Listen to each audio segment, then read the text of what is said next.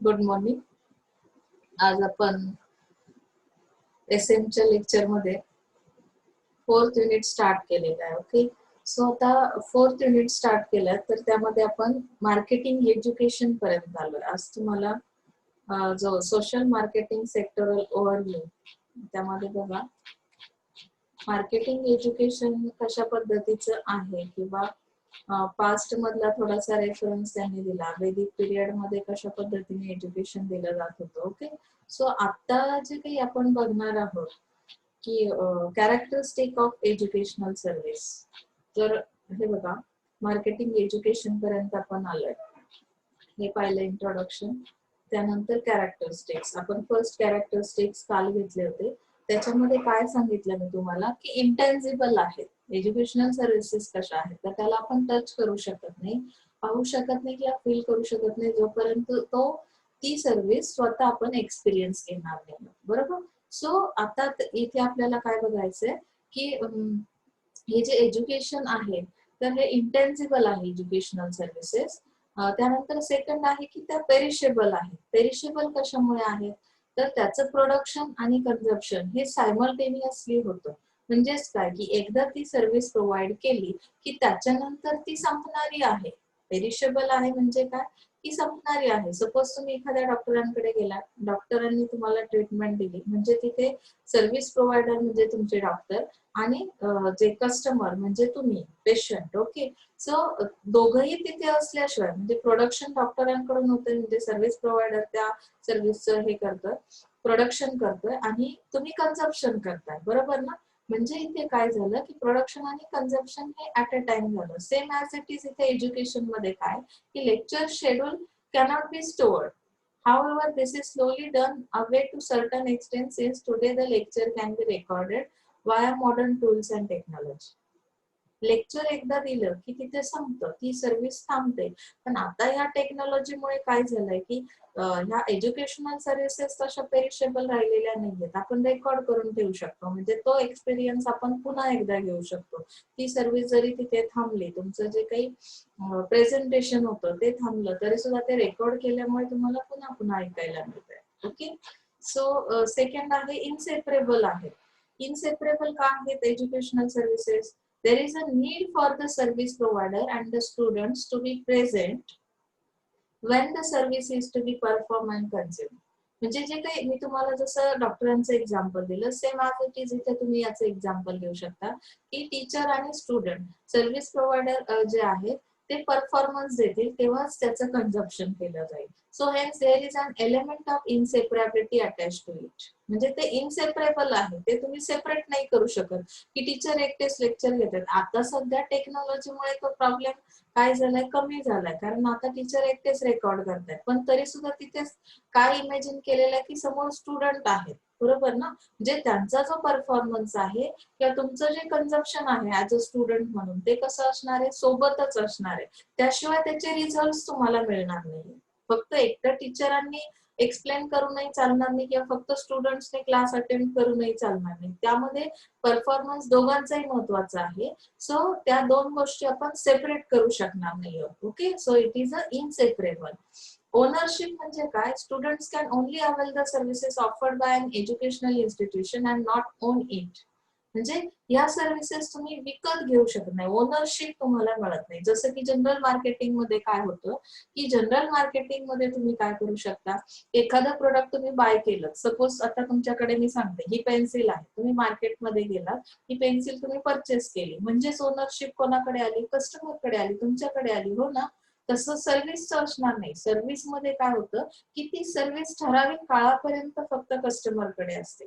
Educational सर्व्हिसचं पण तसंच आहे की स्टुडंट्स जे आहेत, स्टुडंट्स ती सर्व्हिस घेईपर्यंत ओनरशिप त्यांच्याकडे असते. एकदा तो लेक्चर संपला की मग तुमचा आणि त्यांचा काही संबंध राहत नाही. आलं लक्षात. म्हणजे इथे फक्त तुम्ही आता ट्युशन फी देता, बरोबर की नाही. ट्युशन फी 1 महिन्याची जोपर्यंत आहे तोपर्यंत ती ओनरशिप तुमच्याकडे असते. तुम्ही त्या टायमिंगला तो क्लास अटेंड करू शकता. ओके, सो इथे व्हेरिएबल पण आहे याचं कॅरेक्टरिस्टिक. एज्युकेशनल सर्व्हिसेस कशा आहेत की व्हेरिएबल काय आहे, the students will derive different levels of knowledge and satisfaction based on their capacity of absorbing and retaining it. म्हणजे काय की एकच सर्व्हिस असेल, पण ती सर्व्हिस प्रोव्हाइड केल्यानंतर तुमचे जे स्टुडंट्स आहेत, जे सर्व्हिस घेणारे आहेत, कन्झम्पशन जे करणार आहेत, तर त्यांचं नॉलेजवर ते डिपेंड करतं की ते किती सॅटिस्फाईड झालेले आहेत. बरोबर, म्हणजे तुमचं नॉलेज किती आहे, तुमची ग्रास्पिंग पॉवर किती आहे, ऍब्सॉर्प्शन म्हणजे कॅपॅसिटी ऑफ ऍब्सॉर्बिंग म्हणजे काय की तुमची ग्रास्पिंग पॉवरवर ते डिपेंड करतं की तुम्ही त्या लेक्चर मधून किती शिकला. कदाचित आता मी जेवढे लेक्चर्स घेतले, माझा प्रयत्न तर 100% तुम्हाला पूर्ण सगळ्या गोष्टी सांगण्याचा असतो, पूर्ण एक्सप्लेनेशन देण्याचा असतो, पण तरी सुद्धा त्यामध्ये किती लोकांना समजतं किंवा किती लोक ते ग्रास्प करतात हे तुमच्या नॉलेजवर आणि तुमच्या कॅपॅसिटीवर डिपेंड आहे. Okay, so that services will be variable. Okay, so quality measurement. आता इथे क्वालिटी मेजरमेंट कसं केलं जाईल? It is difficult to measure the quality of education since evaluation will not only be based on core services but on the overall services perceived which include supplementary services as well. म्हणजे इथे तुम्हाला quality of एज्युकेशनचं measurement करणं फार hard असणार आहे. म्हणजे ते कशाच्या बेसवर केलं जाईल? कोर सर्व्हिसच्या बेसवर, but on the overall services perceive which include supplementary services as well. म्हणजे आता टीचर किती चांगल्या पद्धतीने तुम्हाला शिकवतात, त्यांचा परफॉर्मन्स कसा आहे, यापेक्षा तुम्हाला कोर सर्व्हिसेस पेक्षा आणखी कुठली गोष्ट सप्लिमेंटरी सर्व्हिसेस त्यामध्ये काय आहे. म्हणजे सपोज त्या टीचरांकडे टीचिंग एड्स अवेलेबल आहेत का, म्हणजे तुम्हाला जो टॉपिक सब्जेक्ट मला सांगायचा आहे तो एक्सप्लेन करताना मी कशा पद्धतीने कुठल्या रिसोर्सचा वापर करून मी तुम्हाला सांगितलंय, कुठले एक्झाम्पल्स, रिलेटिव्ह एक्झाम्पल्स कुठले दिलेले आहेत. आता सपोज मार्केटिंग आहे तर मार्केटिंग बद्दल मी तुम्हाला काय सांगितलंय, तर अशा पद्धतीने अदर सप्लिमेंटरी सर्व्हिसेस मला माझ्याकडे अदर याच्यामध्ये काय असेल की मी जर पीपीटी वर शिकवत असेल, माझ्याकडे पीपीटी प्रेझेंटेशन साठी ज्या आवश्यक इक्विपमेंट्स आहेत ते माझ्याकडे आहेत का. मग त्याचा इम्पॅक्ट ओव्हरऑल त्या सर्व्हिसवर होणार आहे की कोर सर्व्हिस जरी बेस्ट असेल, त्या टीचरांचं सब्जेक्ट नॉलेज बेस्ट असेल तरी सुद्धा त्यांना अदर सप्लिमेंटरी सर्व्हिसेस कशा मिळतात यावर त्या सर्व्हिसची क्वालिटी डिपेंड आहे आणि त्यानुसार आपण ती मेजरमेंट्स घेऊ शकतो. ओके, सो अदर्स मध्ये काय दिलं? High fix cost, low variable cost, त्यानंतर specialise and need based, high competition, customer limitations and heterogeneity. म्हणजे अदर फॅक्टर्स मध्ये काय केलं की एज्युकेशनल सर्व्हिस आहे तिची कॉस्ट फिक्स केलेली असते. लो व्हेरिएबल कॉस्ट म्हणजे व्हेरिएशन्स थोडेसे कमी असतील कॉस्ट मध्ये. जसं फिक्स आहे, तुम्ही 1 महिन्यासाठी कुठला एखादा क्लास अटेंड केला किंवा एखाद्या डिग्रीसाठी तुम्ही ऍडमिशन घेता तर ती कॉस्ट फिक्स असणार आहे, त्यामध्ये फार चेंजेस होणार नाहीये. म्हणजे स्पेशलाइज आणि नीड बेस्ड म्हणजे काय की तुम्हाला कुठल्या स्पेशलायझेशन साठी तुम्ही चूज करणार आहात किंवा तुमची नीड काय आहे, तुम्हाला ऍग्रीला जायचंय, मेडिकलला जायचंय, इंजिनिअरिंगला, कुठल्या टाईपचं एज्युकेशन घ्यायचंय, त्या टाईपची सर्व्हिस घ्यायची, तर ते स्पेशलाइज अशा सर्व्हिसेस तुम्हाला नीड बेस्ड सर्व्हिसेस प्रोव्हाइड केल्या जातील. इथे हाय कॉम्पिटिशन आहे म्हणजे तुम्हाला तिथे सुद्धा वेटिंगला थांबावं लागेल, कारण त्याच कोर्ससाठी त्याच स्पेशलाइज गोष्टीसाठी खूप सारे स्टुडंट्स आहेत की जे काय वेटिंग मध्ये आहेत, म्हणून तिथे कॉम्पिटिशन खूप जास्त आहे. कस्टमर लिमिटेशन्स आहेत म्हणजे काय की कस्टमर जो आहे ती सर्व्हिस घेणारा तो लिमिटेड कस्टमर आहे, बरोबर. त्यानंतर हेट्रोजेनिटी. हेट्रोजेनिटी म्हणजे काय की इथे व्हेरिएबिलिटी आपल्याला लक्षात येईल, म्हणजे डिफरंट टाईपचे लोक इथे आहेत, कस्टमर जो आहे अवेलेबल. मग ते हेट्रोजिनियस असल्या कारणाने काय की त्यांच्या डिमांड्स पण तशा डिफरंट डिफरंट येतात या सर्व्हिस मध्ये. लक्षात येत आहे? सो हे अदर्स कॅरेक्टरिस्टिक्स त्या सर्व्हिसच्या आहेत. आता मार्केटिंग मिक्स मध्ये काय सांगितलंय बघा की marketing mix of educational service this includes the tangible and intangible offers. आता आपण पुन्हा प्रोडक्ट पासून जाणार आहोत. तुम्हाला मी कालच सांगितलं की 4th युनिट मध्ये जेवढे टॉपिक्स आहेत त्यामध्ये बऱ्यापैकी मार्केटिंग मिक्स त्यांनी प्रत्येक सर्व्हिस रिलेटेड एक्सप्लेन केलं. मार्केटिंग मिक्स मध्ये येतं प्रोडक्ट, प्राइस, प्लेस, प्रमोशन, ह्या मेन बेसिक 4 थिंग्स असतात. तर मग प्रोडक्ट कुठला असेल इथे, तर यामध्ये सांगितलं की टँजिबल आणि इंटँजिबल दोन्ही टाईपचे ऑफर्स असतील. That means like the course itself, जे कुठला कोर्स आहे, services rendered by the faculty, म्हणजे कुठल्या सर्व्हिसेस त्या फॅकल्टीज तुम्हाला प्रोव्हाइड करणार आहेत, त्या गोष्टी कशा आहेत. सर्व्हिस म्हणजे इंटेंजिबल आणि जो मेन कोर्स आहे दॅट इज टेंजिबल, कारण त्या कोर्स रिलेटेड आपण इन्फॉर्मेशन घेऊ शकतो किंवा त्यामध्ये किती सिलेबस आहे, कशी फी आहे, म्हणजे फी स्ट्रक्चर कसं आहे, ह्या गोष्टी तुम्हाला फिक्स असणार आहे. सो आपण त्या पाहू शकतो आणि वाचूही शकतो. म्हणजेच काय की इथे कोर्स जो असेल तो टेंजिबल मध्ये, सर्व्हिसेस ज्या असतील त्या कुठल्या असतील, इंटेंजिबल असतील. कोर्स मटेरियल्स त्यामध्ये असणार आहे. Okay. So made by the educational institution, म्हणजे एज्युकेशनल इन्स्टिट्यूशन जी आहे तो ती त्या पद्धतीने काय करेल, त्यांचा प्रोडक्ट डिस्प्ले करेल, म्हणजेच कोर्सचं मार्केटिंग करेल. कोर्समध्ये असणारा सिलेबस किंवा त्यामध्ये फॅकल्टी ज्या पद्धतीने सर्व्हिस तुम्हाला प्रोव्हाइड करणार आहेत, मग क्लासमधून घेणार आहेत, ऑनलाईन घेणार आहेत, की कशा पद्धतीने व्हिडिओज तुम्हाला युट्यूब चॅनलवर टाकणार आहेत, तर त्या सर्व्हिसच्या अशा पद्धतीने ते काय करतील, डिस्प्ले करतील. That means this is the product in educational service. Here services make the product of an institute. Through the products and services, the educational institutions promote their organization and develop the brand value in the competitive market. म्हणजे इथे काय सांगितलं की services make the product of an institute, म्हणजे जी service तुमची आहे, आता एज्युकेशनल सर्व्हिस आहे, ती तयार काय करते, तुमचं प्रोडक्ट तयार करते. म्हणजे इथे ऍक्च्युअल कुठले कोर्सेस दिले जाते. Okay. So products and services the educational institution promote their organisation. ह्या दोन्ही थिंग्स काय करतात, प्रोडक्ट आणि सर्व्हिस ज्या आहेत त्या एज्युकेशनल इन्स्टिट्यूटला काय करतील, प्रमोट करतील, की कशा पद्धतीने तुमच्या कस्टमरची रिक्वायरमेंट काय आहे, या मार्केटची डिमांड काय, आणि ह्या कॉम्पिटिशन मध्ये तुमची एक ब्रँड व्हॅल्यू तयार करायची, म्हणजे तुमच्या सर्व्हिसची व्हॅल्यू क्रिएट करायची. तर ते व्हॅल्यू क्रिएशन करण्यासाठी सर्व्हिसेस कशा पद्धतीने डिझाईन केल्या गेल्या पाहिजे, येते लक्षात. म्हणजे त्या सर्व्हिस मध्ये जे काही आहे ते सगळं तुम्हाला कशासाठी आहे, की ऑर्गनायझेशनची जर डेव्हलपमेंट करायची असेल, ऑर्गनायझेशनला जर त्यांचं ब्रँड व्हॅल्यू क्रिएट करायची असेल मार्केटमध्ये, तर ह्या प्रोडक्ट आणि सर्व्हिसेस या दोन्ही गोष्टी काय करतात, प्रमोट करतात ऑर्गनायझेशनला. ओके. इथे समजलंय प्रोडक्ट म्हणजे काय, marketing mix of educational services. First point होता प्रोडक्ट. सेकंड थिंग आहे प्राइस. आता प्राइस मध्ये काय सांगितलं बघा, price is the amount to student pays for the services avail by him or her. म्हणजे काय की तो किंवा ती कोणी असेल तर जी काही अमाऊंट स्टुडंट पे करतात त्या सर्व्हिससाठी. आता एज्युकेशनल सर्व्हिस तुम्ही घेताय, तुम्ही आता सेकंड इयरचे स्टुडंट आहात, सेकंड इयरला जी काही ऍडमिशन फी आहे तुम्ही काय केली, ती पे केली.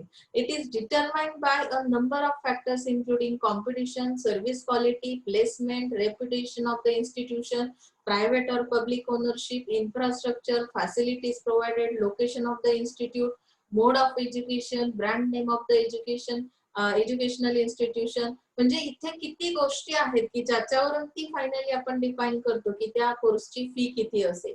म्हणजे तुम्हाला यावरून लक्षात येतं. आता इन्स्टिट्यूशनचं रेप्युटेशन काय आहे, आपण म्हणतो की सगळ्यात नामांकित कॉलेजला मी शिकतो. आता जर आपण आपल्या एरियाचा विचार केला तर आपल्या कॉलेजचं नाव आहे, म्हणजे एक ब्रँड आहे. इन्स्टिट्यूट आयसीएस कॉलेज म्हटलं की त्याचं एक रेप्युटेशन आहे, अगदी विद्यापीठापर्यंत आपलं नाव गेलेलं आहे. हे तुम्ही मागच्याही वर्षी ऐकलं असेल. आपल्याला विद्यापीठाकडून पुरस्कारही मिळाला, बेस्ट कॉलेज अवॉर्ड पण मिळालेला आहे. जे अशा रेप्युटेड कॉलेजमध्ये जर तुम्ही एज्युकेशन घेत असाल तर ऑब्व्हियसली तुमची एक इमेज तयार होते. म्हणजेच त्या कोर्सची फी ठरवताना त्याच्यावर सुद्धा याचा इम्पॅक्ट असणार आहे. आता तुम्हाला कुठल्या फॅसिलिटीज प्रोव्हाइड केल्या जातात, ज्या की अर्बन एरियामध्ये फॅसिलिटीज आहेत त्या जर तुम्हाला आपल्या आयसीएस कॉलेजमध्ये मिळत असतील तर ऑब्व्हियसली त्या कंपॅरिझनने आपण त्याची कोर्सची फी ठरवणार आहोत. लोकेशन कुठे आहे त्यानुसारही त्या फी स्ट्रक्चरवर इम्पॅक्ट होतो. तुम्हाला अशा पद्धतीने इन्फ्रास्ट्रक्चर फॅसिलिटीज काय आहेत, ओनरशिप कुठल्या टाईपची, प्रायव्हेट सर्व्हिस आहे, पब्लिक सर्व्हिस आहे, कशा पद्धतीची आहे, त्यानुसार त्या सर्व्हिसचं फी स्ट्रक्चर असणार आहे. Is that clear? Second thing is price reflects the quality of services provided to the students. आता क्वालिटी कशी आहे, hence it can be use as marketing tool by the institution. म्हणजे त्यासाठी आपण कुठला टूल्स यूज करतो, क्वालिटी प्रोव्हाइड करायची आहे, क्वालिटी सर्व्हिस प्रोव्हाइड केली तर त्याचाही इम्पॅक्ट तुमच्या प्राइसवर होणार आहे. However, the institution should adopt a rational fee strategy for the from the lower income segment against some income certificate produced by them. म्हणजे काय की काही जो काही पार्ट आहे, आता सपोज ती सर्व्हिस घेणाऱ्यांमध्ये सुद्धा काय केलेलं आहे, क्लासेस आहेत. मग आता काही जण कॅटेगरीमध्ये येणारे आहेत, त्यांच्यासाठी काही स्कॉलरशिप असेल तर ती प्रोव्हाइड केली जाते. अदर जे पर्सन्स आहेत पुअर किंवा लोअर इन्कम सेगमेंट वाले त्यांच्यासाठी आपण इन्स्टॉलमेंट फॅसिलिटी प्रोव्हाइड करतो एज्युकेशनल सर्व्हिस मध्ये. म्हणजे अशा पद्धतीने त्या फी स्ट्रक्चरला आपण काय करतो की अशा ऑफर्स दिल्या जातात. That means it is called a promotion in marketing language. Okay, so अशा पद्धतीने ही फी स्ट्रक्चर ठरवलं जातं. Free of cost can also be given to meritorious students. Meritorious students who are falling in the low income group, payment of fees by installment should also be considered an option by the management. मॅनेजमेंटच्या हातामध्ये काही rights असतात की जे काही scholar students आहेत, low income group मध्ये येतात, तर त्यांना कशा पद्धतीची इन्स्टॉलमेंट फी मध्ये दिली पाहिजे किंवा त्यांच्याकडून कशा पद्धतीने आपण ती फी वसूल करणार आहोत त्या कोर्सची, यासाठी मॅनेजमेंट सुद्धा काही ठिकाणी डिसिजन घेऊ शकतो. त्यांच्याकडे ते राईट्स असतात. ओके, म्हणजे तुम्हाला एज्युकेशनल सर्व्हिस मध्ये प्रोडक्ट समजला की मेन कोर्स आहे, त्यासोबत दिल्या जाणाऱ्या सर्व्हिसेस आहेत. फीज मध्ये कुठल्या फॅक्टर्स इम्पॅक्ट करतात ते तुम्हाला समजलं. आता प्लेस म्हणजे काय आहे? Place represents the location where an educational institute is establish. म्हणजे ती इन्स्टिट्यूट एक्झॅक्टली कुठे आहे, कुठल्या लोकेशनला आहे. It is often refer to as the service center. म्हणजे सर्व्हिसचं मेन सेंटर काय आहे. If the institute is located at a metro city, it will provide much more competitive edge. And then if it is located in rural place, so place is also a vital promotional tool for them. म्हणजे आपण शहरात जाणं, शहरामध्ये राहणं काही लोकांना फार आवडतं. तुम्हाला सुद्धा आपल्या इथे सगळ्या त्याच फॅसिलिटीज आपण प्रोव्हाइड करतो. पण बऱ्याच पैकी मुलांचं असं स्वप्न असतं की मी मुंबई पुण्यात जाऊन एज्युकेशन घेणार, कारण तुम्हाला तिथलं जे एन्व्हायरमेंट आहे त्या सिटीचं अट्रॅक्शन असल्या कारणाने तुम्ही काय करता, त्या लोकेशनला जाऊन ते एज्युकेशन घेण्याचा प्रयत्न करता. पण ऍक्च्युअली तिथल्या सगळ्याच्या सगळ्या एज्युकेशनल फॅसिलिटीज आपल्यासारख्या रुरल एरियामध्ये सुद्धा प्रोव्हाइड केल्या जातात. पण तरी सुद्धा आपल्याला आकर्षण हे शहराचं असल्या कारणाने आपण काय करतो, त्या लोकेशनला जाऊन त्या इन्स्टिट्यूट मध्ये शिकण्याचा प्रयत्न करतो. बरोबर. नेक्स्ट थिंग आहे प्रमोशन. प्रमोशन म्हणजे काय आहे? It represents all of the communication that service provider uses in the marketplace.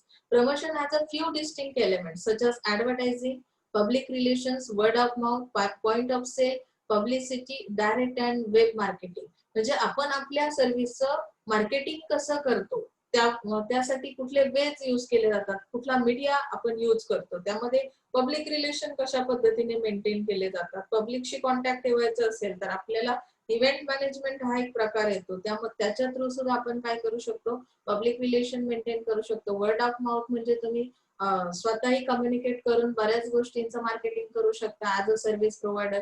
Point of sale म्हणजे कुठल्या वेळी ते मार्केटिंग करायचं आहे.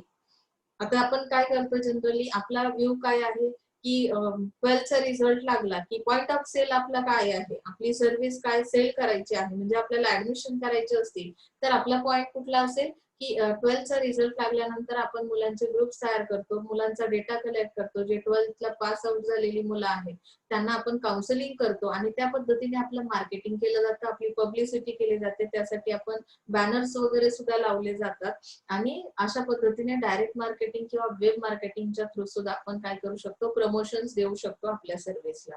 म्हणजे इथे तुमच्या लक्षात येईल की कशामुळे अशा पद्धतीची प्रोव्हिजन केली जाते. आता मला वाटतं मी जवळपास, आता तुम्ही क्लासमध्ये असता तर मी प्रत्येक विद्यार्थ्याला सांगितलं असतं माउथ पब्लिसिटी कशी केली जाते. तर विद्यार्थी आता जे एक्झिस्टिंग म्हणजे आता जे मुलं शिक्षण घेत आहेत तो माझा सगळ्यात पहिला सोर्स असेल की मला जर माझ्या सर्व्हिसचं मार्केटिंग करायचं आहे तर मी तुम्हाला प्रत्येकाला सांगितलं असतं की एक एक ऍडमिशन, आणि आताही सांगते की आपले जे ऍडमिशन रिमेनिंग ऍडमिशन्स आहेत त्यासाठी मला आताही तुमची गरज आहे. अजूनही तुमच्या आसपास जर कोणी मुलं असतील 12वी पास झालेली ज्यांना अजिबात गायडन्स नाही की आता नक्की 12वी नंतर पुढे काय करायचंय, तर कृपया प्लीज तुम्ही आताही मला त्या गोष्टीची इन्फॉर्मेशन दिली तरी बेटर होईल, कारण की आपले अजून थोडेसे ऍडमिशन पेंडिंग आहेत BMS चे. फर्स्ट इयर साठी तुमच्या ओळखीतलं कोणीही असेल तरी तुम्ही मला सांगायचं आहे. ओके, म्हणजे अशा पद्धतीने ह्या सर्व्हिसला प्रमोशन दिलं जातं. Educational institute emphasizes mainly on two components of promotion, basically advertising and web-based marketing rather than all. म्हणजे आता एज्युकेशनल इन्स्टिट्यूट काय करतात, त्याच्यामध्ये दोन कंपोनेंट्स येतात. प्रमोशन कशा पद्धतीने दिलं जाईल, ऍडव्हर्टायझिंग किंवा web based marketing. Okay, so the best promotional tool for education institute is the positive word of mouth communication. म्हणजे वर्ड जे काही आपण कम्युनिकेट करणार आहोत तर त्याच्या थ्रू एज्युकेशनल इन्स्टिट्यूट काय करतात, पॉझिटिव्ह इम्पॅक्ट तयार करतात किंवा त्या पद्धतीने प्रमोशन्स त्या सर्व्हिसला देण्याचा प्रयत्न केला जातो. Okay, so next thing is in marketing mix. Educational service मध्ये जे आपण मार्केटिंग मिक्स बघतोय त्यामध्ये फिफ्थ पॉइंट आहे पीपल. आता पीपल्सचा रोल काय असेल? Satisfaction and retention of the student solely depends on the way the teachers are in position to deliver their best services to them. म्हणजे इथे पीपल्स मध्ये कोण आहेत? Actual students. एज्युकेशनल सर्व्हिस आहे तर त्यामध्ये तुम्ही स्टुडंट्स कशा पद्धतीने सॅटिस्फाय होताय, तर तुमचे जे टीचर्स आहेत ते कशा पद्धतीने डिलिव्हर करतात तुम्हाला ती सर्व्हिस, त्यावर ते डिपेंड करेल की तुमचं सॅटिस्फॅक्शन किंवा रिटेन्शन कशा पद्धतीचं आहे. So the today's teacher are treated as facilitators, service providers, and growth and existence of an educational institute, particularly the professional educational organization, depends on the competency, effectiveness, efficiency, sincerity, dedication, and devotion of the teaching community of the institute. म्हणजे इथे काय सांगितलंय तुम्हाला बघा की last जो point आहे professional education म्हणजे काय. प्रोफेशनल म्हणजे जे तुम्ही आता घेताय, प्रोफेशनलिझम मध्ये काय केलं जातं की ऑर्गनायझेशन जे आहे त्या कॉम्पिटिशन खूप जास्त असते आणि मग प्रोफेशनल कोर्स मध्ये तुम्हाला त्या सर्व्हिससाठी इफेक्टिव्हनेस कसा आणला जाईल, त्यामध्ये इफिशियन्सी कशी असेल, सिन्सिअरिटी कशी असेल किंवा तुमच्या टीचरचं डेडिकेशन किती आहे, या गोष्टीकडे इन्स्टिट्यूट जास्त फोकस करते. लक्षात आलंय? कारण तुम्हाला जर पीपल्स म्हणजे जे स्टुडंट्स आहेत त्यांना सॅटिस्फाय करायचं असेल, त्यांना अट्रॅक्ट करायचं असेल प्रोफेशनलिझम कडे किंवा प्रोफेशनल कोर्सेस कडे, तर अशा पद्धतीने तुम्हाला हे इफेक्ट आणणं त्या सर्व्हिस मध्ये खूप गरजेचं असेल. So next thing is process. Process म्हणजे काय? The procedure, mechanism and flow of activities which lead to an exchange of value are called the process. म्हणजे आता मेकॅनिझम कसं आहे? The way service providers render services to the students plays a pivotal role in the gaining competitive advantage. म्हणजे आता इथे तुम्हाला बघा एक गोष्ट लक्षात येईल की सर्व्हिस प्रोव्हायडर्सचा वे कसा आहे, सर्व्हिस कशा पद्धतीने स्टुडंट्सला प्रोव्हाइड केली जाते आणि हे जे काही कॉम्पिटिटिव्ह ऍडव्हान्टेज आहे ते तुम्हाला कशा पद्धतीने मिळणार आहे. If the service process is hassle free, म्हणजे इथे कुठलाही वाद नकोय सर्व्हिस मध्ये. वादविवाद असतील, हॅसल्स म्हणजे काय की कॉन्फ्लिक्ट्स असतील, तर तुम्हाला त्या पद्धतीने चांगल्या पद्धतीने ती सर्व्हिस काय करता येणार नाही, अडॉप्ट करता येणार नाही. ती प्रोसेस सिंपल असली पाहिजे, सिंपल, अंडरस्टँडेबल आणि युजर फ्रेंडली असली पाहिजे, student friendly and technology based also. म्हणजे अशा पद्धतीच्या जर सर्व्हिसेस असतील, सॉरी अशा पद्धतीच्या प्रोसेस असतील, तर कदाचित तुम्हाला काय होईल की कॉम्पिटिटिव्ह ऍडव्हान्टेज मिळेल. म्हणजे प्रोसेसमध्ये मेकॅनिझम फॉलो केला गेला पाहिजे की त्याच वेने ती प्रोसेस पुढे काय झाली पाहिजे, कम्प्लीट झाली पाहिजे किंवा कंटिन्यू ती राहिली पाहिजे मेकॅनिझम नुसार. सेव्हन्थ पॉइंट आहे जसं आता एक्सटेंडेड पीज आहेत ना, फोर्थ पीजच्या पुढे एक्सटेंडेड पीज येतात, 7 पीज येतात. म्हणजे काय की प्राइस, प्रोडक्ट, प्लेस, प्रमोशन नंतर पीपल, प्रोसेस, फिजिकल एव्हिडन्स. हा पार्ट सुद्धा मार्केटिंग मिक्स मध्ये खूप इम्पॉर्टंट आहे. म्हणजे तुम्हाला जर मार्केटिंग मिक्स वर क्वेश्चन आला तर तुम्हाला या 7 पीज एक्सप्लेन करायच्या आहे. So last point is the physical evidence. आता या सर्व्हिस मध्ये तुम्हाला कुठल्या पद्धतीचा एव्हिडन्स प्रोव्हाइड केला जाईल, तर यामध्ये सांगितलं it is a direct sensory experience of service that allows a student to measure whether he or she has received adequate facilities by the educational institution.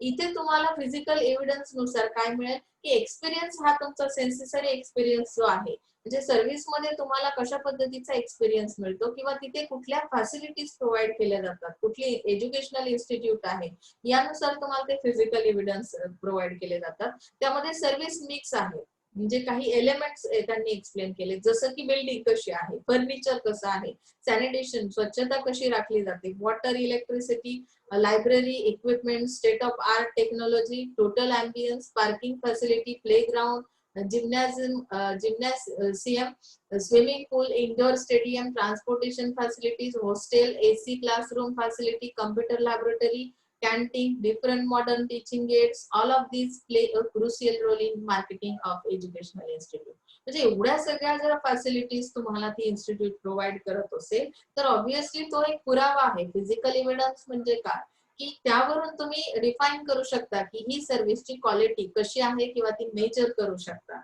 Is that clear? म्हणजे इथे तुम्हाला marketing mix समजले असावेत असं मला वाटतं. Okay, so next point is the requisites of adopting website as a medium of marketing educational service. आता कुठल्या वेबसाईट्स तुम्ही काय करता, अडॉप्ट करताय, म्हणजे त्याची गरज आहे का? तर एज्युकेशनल सर्व्हिसेस घेताना येस आपण त्याचं असं उत्तर देऊ शकतो, कारण वेबसाईट हे जे काही मीडियम आहे मार्केटिंग एज्युकेशनल सर्व्हिसचं, तर त्यामध्ये त्यांनी फर्स्ट पॉइंट दिला की युजर फ्रेंडली असल्या पाहिजे. The requisite of any successful programme is an interactive website design specifically for the targeted audience the company is seeking to reach.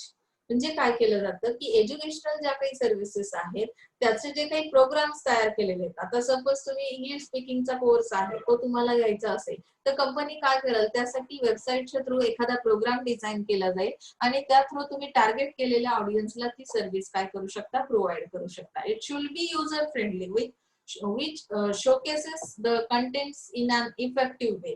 म्हणजे जे काही त्या कोर्सच्या थ्रू तुम्हाला सांगितलं जाईल त्यामध्ये जे कंटेंट्स यूज केले जातील ते कसे असतील, इफेक्टिव्ह असतील, ज्यामुळे काय होईल की जास्तीत जास्त कस्टमर किंवा तुमचे जे स्टुडंट्स आहेत, एज्युकेटर्स आहेत, ते काय होतील, अट्रॅक्ट होतील. And the appearance and usability of Polish consumer websites that users are accustomed to visiting.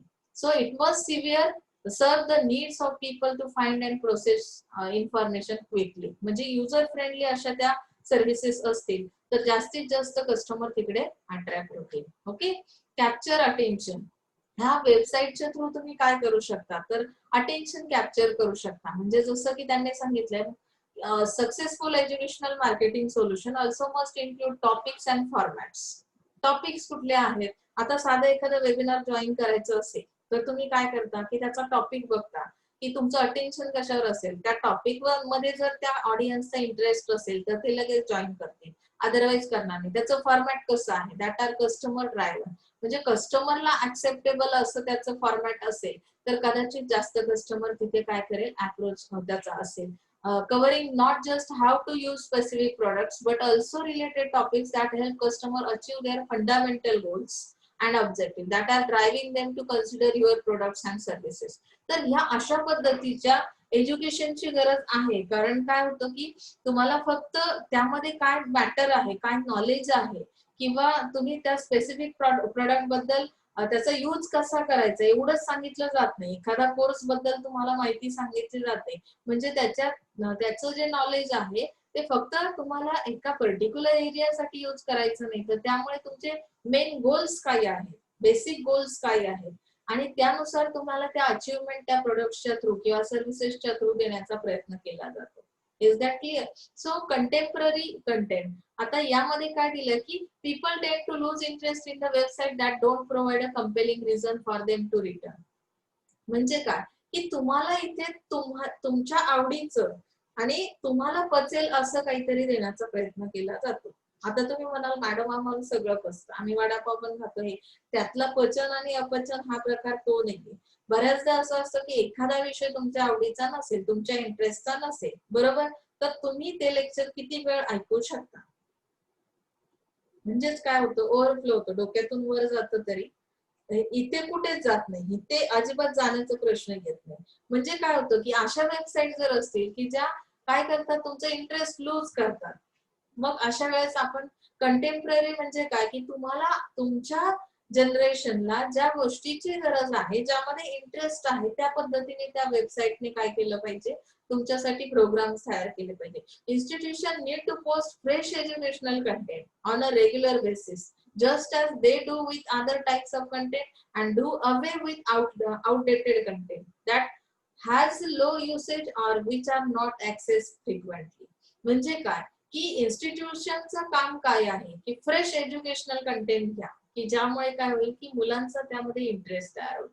Target audience should be invited to subscribe to content alerts by email, आणि ते कंटेंट काय आहे याची इन्फॉर्मेशन शेअर करा ईमेलच्या through तुमचा जो target audience आहे त्यांच्यासोबत, त्यामुळे त्यांचं इंटरेस्ट काय होईल, क्रिएट होईल किंवा तयार होईल. Okay, so next is the handle the system effectively and efficiently. System कशी हँडल केली जाईल, तर त्यामध्ये सांगितलं behind the scenes an effective educational marketing website need to capture critical customer information. म्हणजे काय की तुमचा कस्टमर कसा आहे, क्रिटिकल कस्टमर इन्फॉर्मेशन म्हणजे फार चिकित्सक वृत्तीचे कस्टमर पण असतात, such as what content your customer are viewing, how content preferences differ by type of learner, and where and why customers might exit from your site. म्हणजे कशामुळे एखादा कस्टमर एक्झिट झाला तर त्याची तुम्हाला रिझन्स माहिती असणं खूप गरजेचं आहे. कधी कधी बघा आपल्याला फ्रस्ट्रेट होतं, एखादा ग्रुप तुम्ही बनवला, तुम्ही ग्रुप ऍडमिन आहात, खूप सारे फ्रेंड्स ऍड केलेत आणि त्यातला एखाद दिवशी अचानक एखादा काय झाला, एक्झिट झाला, तर ते रिझन तुम्हाला कळलं पाहिजे की नक्की माझ्याकडून ह्या ग्रुपमध्ये कुठल्या टाईपची इन्फॉर्मेशन शेअर केली जाते, की माझा ग्रुप कशा टाईपचा आहे, कुठल्या गोष्टीला प्रेफरन्स दिला जातो या ग्रुपमध्ये, आणि कशामुळे एखादा कस्टमर तिथून एक्झिट होतो. तर ह्या गोष्टी वेबसाईटच्या बाबतीत सुद्धा लागू होतात, की कुठल्या टाईपचं कंटेंट त्यांना एक्सपेक्टेड टाईप कुठला आहे. How content preference differ by type of learner, म्हणजे लर्नरच्या टाईप पेक्षा कंटेंटचा प्रेफरन्स काही वेगळा आहे का, आणि त्यामुळे एखादा कस्टमर एक्झिट होतो का वेबसाईटवरून. तर या अशा पद्धतीची जी सिस्टीम आहे, तर त्यामुळे तुम्हाला काय करता येईल की after capturing this type of usage data they can come up with strategies regarding new content and site improvements. तुमच्या वेबसाईटमध्ये काही इम्प्रुव्हमेंट करण्याची गरज असेल तर तुम्ही अशा केसमध्ये हा जर डेटा कलेक्ट केलेला असेल तर तुम्हाला इम्प्रुव्हमेंट करण्याचे चान्सेस असतात. Okay, so monitor and evaluate the system. आता ही सिस्टीम च मॉनिटरिंग कसं केलं जाईल. Score cards and dashboards make it easy for decision makers to see the impact of educational marketing. तुम्ही डॅशबोर्डच्या थ्रू किंवा स्कोर बोर्डच्या कार्ड्सच्या थ्रू काय करू शकता की ह्याचं मॉनिटरिंग करू शकता की एज्युकेशनल मार्केटिंग सर्व्हिस जी आहे ती कशा पद्धतीने प्रोव्हाइड केली जाते. Website should be monitor at regular intervals and changes should be incorporated as per the need of the hour. म्हणजे ज्या ठिकाणी चेंजेसची गरज आहे, मॉनिटरिंग नंतर इव्हॅल्युएशन करणं पॉसिबल होतं, ऑब्झर्वेशन्स घेतले जातात आणि त्यानुसार जे वीक पॉइंट्स आहेत ते सर्च करून त्याच्यावर काम केलं जाईल किंवा ते इम्प्रूव्ह करण्याचा प्रयत्न केला जाईल. Is that clear? जे इथे तुम्हाला फीडबॅक मिळतो एक प्रकारे. नेक्स्ट थिंग आहे मार्केटिंग सॅनिटेशन. सॅनिटेशन हा जो पार्ट आहे, मला वाटतं सगळ्यांच्या ओळखीचा आहे, माहितीचा आहे. आपण स्वच्छता करणं, त्याचं मार्केटिंग करणं, साफसफाई जे आहे, सॅनिटेशन मध्ये खूप सारा, आता तुम्हाला अगदी म्हणजे तुमच्या वेळेस होतं की नाही माहित नाही, मग आपण आमच्या वेळेस पासून तर गाडगे महाराजांपासून आपल्याला सगळ्या गोष्टी माहिती आहेत की साफसफाई अभियान जे आपले त्यांच्या नावाने झाले. मागच्या 2-4 वर्षापूर्वी आपल्या कॉलेजमध्ये सुद्धा ते स्वच्छता अभियान आलं होतं. त्या अंतर्गत आपण बरेचसे स्टुडंट्स पण त्यामध्ये पार्टिसिपेट केले. आपले अगदी NSS चे स्टुडंट जे होते ते सगळेच्या सगळे त्यामध्ये होते आणि कॉलेजमधले अदर स्टुडंट्स पण होते. फोटो सेशन झालेले आहेत, तुम्हाला आपल्या वेबसाईटवर त्याचे फोटो सुद्धा बघायला मिळतील. तर हे जे सॅनिटेशन मार्केटिंग आहे, हा जो एरिया आहे, it is an area with relatively small group of practitioners who are learning by doing, and sanitation marketing normally involves 3 key players. मग आता जे सॅनिटेशन मार्केटिंग करायचं आहे त्यामध्ये कुठले प्लेयर्स काम करतात. So programme managers, commercial and social marketing specialist and development partners. म्हणजे अशा पद्धतीचे हे 3 प्लेयर्स काय करतील, काम करतील. आणि मग आता ऍक्च्युअली हे मार्केटिंग म्हणजे काय आहे, सॅनिटेशन मार्केटिंग म्हणजे काय आहे, तर sanitation marketing it is the application of the best social and commercial marketing practices. आपण सोशल मार्केटिंगचा सब्जेक्ट शिकतोय त्यामुळे ऑब्विसली हे कशाचं ऍप्लिकेशन आहे, सोशल ऍप्लिकेशन आहे किंवा कमर्शियल मार्केटिंग प्रॅक्टिसेस याच्या थ्रू काय केल्या जातात, एक्झिक्यूट केल्या जातात टू चेंज बिहेवियर. म्हणजे जे काही कस्टमर आहेत, सोसायटीमध्ये राहणारे जे पर्सन्स आहेत, त्यांच्या बिहेवियर मध्ये आपल्याला चेंज करायचं आहे. आणि for improve sanitation particularly among the poor. म्हणजे अतिशय गरीब लोक असतील तरी सुद्धा स्वच्छतेचं महत्व त्यांना कसं सांगता येईल ह्या सॅनिटेशन मार्केटिंग थ्रू, याचा इथे प्रयत्न केला जातो. मग आता पुढचा सॅनिटेशन मध्ये जो पार्ट आहे बघा, हा तुम्हाला हा पार्ट नाहीये. Sanitation marketing is a part of social marketing. यामध्ये तुम्हाला पुढचा पार्ट येतो रिझन्स पण नाही विचारले जात. एक्सेसिव्ह काही पॉइंट्स आहेत, मी तुम्हाला सुरुवातीला सांगितलंय. मार्केटिंग मिक्स आपण याच्यामध्ये घेणार आहोत. मार्केटिंग मिक्स म्हणजे काय, तर बघा, people's behavior is modified or adapted will depend on the application of what is known as the marketing mix, including product, place, price, and promotion. So let us see first point, product. Marketing plan should focus on the product's benefit to the consumer rather than the product's attributes, branding, demand responsive, market segmentation, modularisation, product standardisation and technology options. म्हणजे इथे product म्हणजे काय असेल तर कस्टमरला त्याचे benefits सांगायचे आहेत. म्हणजे जो प्रोडक्ट तुम्हाला सांगितला जाईल, मार्केटिंग प्लॅन कसा असेल तर इथे प्रोडक्ट वर फोकस केलं जाईल आणि तो प्रोडक्ट म्हणजे काय असेल तर त्या प्रोडक्टचे ऍट्रिब्यूट्स, त्याचं ब्रँडिंग, की त्याच्यामुळे तुम्हाला काय काय बेनिफिट्स मिळणार आहेत, तुम्हाला डिमांड किती आहे, रिस्पॉन्सिव्ह डिमांड किती मिळतोय, तर ह्या पद्धतीने तो प्रोडक्ट काउंट केला जाईल. सेगमेंटेशन कुठलं आहे, जसे ग्रुप्स तयार करणार आहोत आपण कस्टमरचे.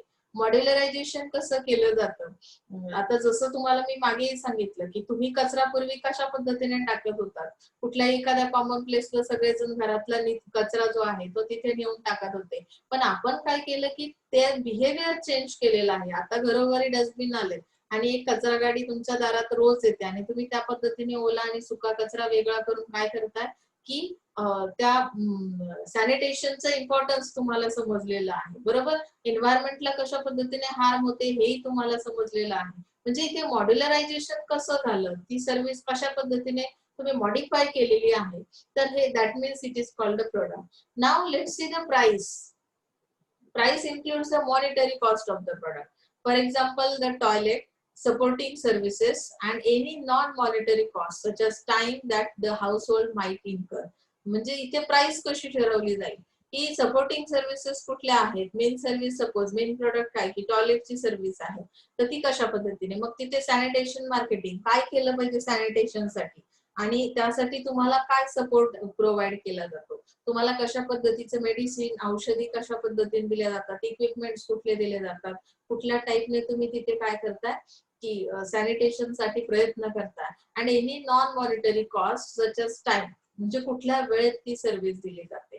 So how low cost scheme should be made available for the poorer section of the society. In case of public sanitation services, a small fee is fixed and the users can use the services on the basis of use and pay. म्हणजे तुम्ही जर ज्या public place आहे, तुम्हाला माहिती आहे आता bus stand असेल, रेल्वे स्टेशन असेल, तिथे टॉयलेटची जी सर्व्हिस दिली जाते, तुम्हाला काही ठराविक प्रमाणात अगदी खूप कमी प्रमाणात तिथे पे करावं लागतं त्या फी साठी. स्मॉल फी इज फिक्स, म्हणजे अगदी 1-2 रुपये देऊन पण ती सर्व्हिस तुम्ही घेऊ शकता. आता यामध्ये यूज अँड पे म्हणजे काय की जेव्हा वापराल तेव्हाच द्यायचे आहे, असं नाही की बस स्टँडला गेलात म्हणजे कंपल्सरी तिथे तुम्हाला पैसे देणं गरजेचं आहे. जेव्हा तुम्हाला गरज आहे तेव्हा ती फी आकारली जाईल. ओके, सो प्लेस म्हणजे काय की place refers to where a product or service is sold or obtained, as well as how it is distributed. It will include capacity building, distribution, franchising, frontline providers. In case of public sanitation services, it should be in easy access to the ultimate users so that they avail the services rather than finding defecating in the open a more comfortable feasible option. आता यांनी direct सांगितलं place कुठली असली पाहिजे. आता तुम्ही टॉयलेटची service provide करताय सॅनिटेशनची, तर टॉयलेट प्रोव्हाइड करताना आता बस स्टँडला जर असेल तर जनरली तुम्हाला माहित असतं की जिथे बस लागतात अगदी वेटिंग पिरियड फार कमी असतो, काही बसेस या फार थोड्या काळासाठी तिथे थांबतात. मग अशा वेळेस तुम्ही बसमधून उतरून ती सर्व्हिस घेणार असाल तर तुम्हाला कन्व्हिनियंट अशा प्लेसला ते काय केलेलं असेल ती सर्व्हिस प्रोव्हाइड केली जाईल. अदरवाईज लोक काय करतील, उघड्यावर जाऊन शौचाचं कारण करतील आणि उघड्यावर बसणं कसं धोकादायक आहे तुमच्या आरोग्यासाठी हे तुम्हालाही माहिती. त्यामुळे तुम्हाला टॉयलेटच्या सर्व्हिसेस अशा पद्धतीने अशा लोकेशनला प्रोव्हाइड केल्या जातील की ज्या तुमच्यासाठी असेसिबल असतील. Exactly. So the promotion links consumers with suppliers, letting potential customers know about the product's benefit and availability. Acceptability, communication, consent. To get the best results from this service, make creative, sensitive and effective promotional measures should be implemented. म्हणजे इथे service mix मध्ये तुम्ही जे काही त्यांच्यासोबत communicate करणार आहात, तर प्रमोशन्स ज्या पद्धतीने देणार आहात तर ते कसे असले पाहिजे, क्रिएटिव्ह असले पाहिजे, काहीतरी नवीन त्यामध्ये असलं पाहिजे. त्यामध्ये सेन्सिटिव्ह म्हणजे तुमच्या फिलिंग्स ला हे करून काय फिलिंग्स लक्षात घेऊन सेन्स तुमचे काय करायचे आहेत, ज्याला आपण म्हणतो सेन्सला जागृत करणं. 5 सेन्स तुमचे कुठले आहेत त्या पद्धतीचं कम्युनिकेशन तुमचं असलं पाहिजे की तुमच्या बोलण्यामुळे त्याचे सेन्स जागे झाले पाहिजे. And effective promotional measures should be implemented. This can be done through advertisements. आता हे सगळं तुम्ही कशावरून करू शकता की तुम्हाला स्वच्छतेचं महत्व जर तुमच्या कस्टमरला पटवून द्यायचं आहे, त्याचं बिहेवियर चेंज करायचंय, तर त्यासाठी काही शिबिर आयोजित केली जातील, कॅम्पेन्स घेतल्या जातील आणि ऍडव्हर्टाइजमेंट केली जाईल. ऍडव्हर्टाइजमेंट मध्ये त्यांनी एक एक्झाम्पल पण दिलंय बघा, सच as स्वच्छ भारत, हात मूव और बग अँड रोड शोज, म्हणजे तुम्ही रोड शोज पण करू शकता. म्हणजे अशा पद्धतीने पण ऍडव्हर्टायझिंग केलं जातं आणि त्या सर्व्हिसला, सॅनिटेशनच्या प्रमोशन दिलं जातं आणि अवेअरनेस आणण्याचा प्रयत्न केला जातो कस्टमरला. ओके, सो गव्हर्नमेंट इनिशिएटिव्ह काय काय आहेत. आता भारत निर्मल भारत अभियान, आपण सॅनिटेशन मध्ये होतो, गव्हर्नमेंटचं काय काय योगदान आहे त्यामध्ये, गव्हर्नमेंट कुठल्या पद्धतीने काम करतं, तर हा पार्ट आपण पुढच्या लेक्चरला कंटिन्यू करूया. आता आजच्या लेक्चरसाठी इथे थांबतोय. So thank you so much.